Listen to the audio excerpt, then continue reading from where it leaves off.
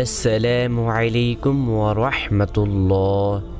সুপ্রিয় দর্শক মণ্ডলী, আজকের এই ভিডিওতে বলা এই তিনটি আমল যদি আপনি করতে পারেন তাহলে আল্লাহ রাব্বুল আলামিন আপনার ভাগ্যকে পরিবর্তন করবেন, রিজিকের বরকত দান করবেন, গায়েবীভাবে আল্লাহ রাব্বুল আলামিন আপনাকে সাহায্য করবেন এবং দরিদ্রতা দূর করবেন ইনশাআল্লাহ।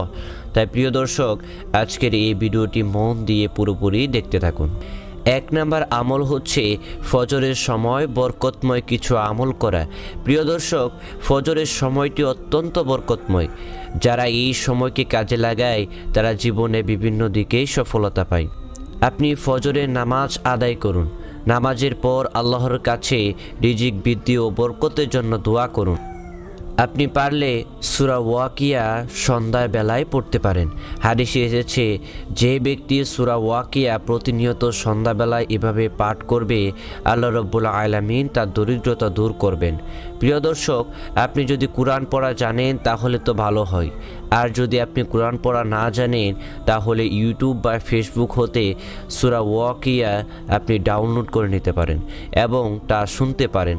এই শোনার বদৌলতে আল্লাহ তাআলা আপনাকে ফজিলত দান করবেন ইনশাআল্লাহ। এই সূরার বরকতে আল্লাহ রাব্বুল আলামিন আপনার দরিদ্রতা দূর করবেন ইনশাআল্লাহ। 2 নাম্বার হচ্ছে তাহাজ্জুদের সময় আমল। গায়েবী সাহায্য লাভের সময় হচ্ছে তাহাজ্জুদের সময়। তাহাজ্জুদের সময় হলো রাতের শেষ তৃতীয়াংশ, যখন আল্লাহ তাআলা তার বান্দার দোয়া সবচেয়ে বেশি কবুল করেন। গভীর রাতে উঠে তাহাজ্জুদ পড়ুন। এটি আল্লাহর কাছে সবচেয়ে প্রিয় ইবাদত। আল্লাহর কাছে রিজিক ও বরকতের জন্য আন্তরিকভাবে দোয়া করুন। আপনার যত প্রয়োজন আছে আল্লাহর কাছে কাঁদো কাঁদো হয়ে তুলে ধরুন। সূরা ইখলাস 100 বার করে পাঠ করুন। এটি রিজিকের দরজা খুলে দেয়। সুবহানাল্লাহ। 3 নাম্বার হচ্ছে জুমার দিন ও সদকার আমল। জুমার দিন হলো বিশেষ বরকতময় দিন, আর সদকা দানের মাধ্যমে রিজিকে বরকত অনেক গুণ বেড়ে যায়। জুমার দিন সূরা কাহাফ পড়ুন, এটি আল্লাহর রহমত আনে। জুমার দিন বেশি করে দুরূদ শরীফ পাঠ করুন। সম্ভব হলে গোপনে সদকা দিন। সদকা আল্লাহর কাছে অত্যন্ত প্রিয় এবং এটি রিজিক বৃদ্ধি করে। অসহায় ও দরিদ্রদের সাহায্য করুন।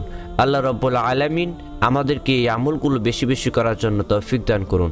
আর যদি আমরা এই আমলগুলি যথাযথভাবে আদায় করতে পারি তাহলে আল্লাহ রাব্বুল আলামিন আমাদেরকে ভাগ্যর দরজা খুলে দিবেন, রিজিকে বরকত দান করবেন এবং গায়েবীভাবে আল্লাহ রাব্বুল আলামিন আমাদেরকে সাহায্য করবেন। আরও বেশ কিছু আমল রয়েছে, সেগুলো হচ্ছে আপনি আয়াতুল কুরসি সকাল সন্ধ্যায় পাঠ করতে পারেন। সকাল সন্ধ্যায় সূরা বাকারার শেষ 2 আয়াত পাঠ করতে পারেন। লা হাওলা ওয়ালা কুওয়াতা ইল্লা বিল্লাহ বেশি করে বলুন। নিয়মিত ইস্তেগফার করুন। হাদিসে বলা হয়েছে, যে ব্যক্তি ইস্তেগফার করে আল্লাহ তার জন্য রিজিকের দরজা খুলে দেন। সুবহানাল্লাহ। যদি আপনি আল্লাহর প্রতি আস্থা রেখে এই আমলগুলো পালন করেন তাহলে অনেক সময় এমন কোনো উপায় বা সুযোগ আসবে যা আপনি আগে চিন্তাও করেননি। এটি হতে পারে অপ্রত্যাশিতভাবে প্রাপ্ত সুযোগ, সাহায্য, ব্যবসার বৃদ্ধি বা অন্য কোনো উপায়ে। আল্লাহ রাব্বুল আলামিন আমাদের সকলকেই এই আমলগুলো বেশি বেশি করার জন্য তৌফিক দান করুন। সেই সাথে এই আমলগুলো ফজিলত হাসিল করার জন্য তৌফিক দান করুন। সকলেই বলেন আমিন।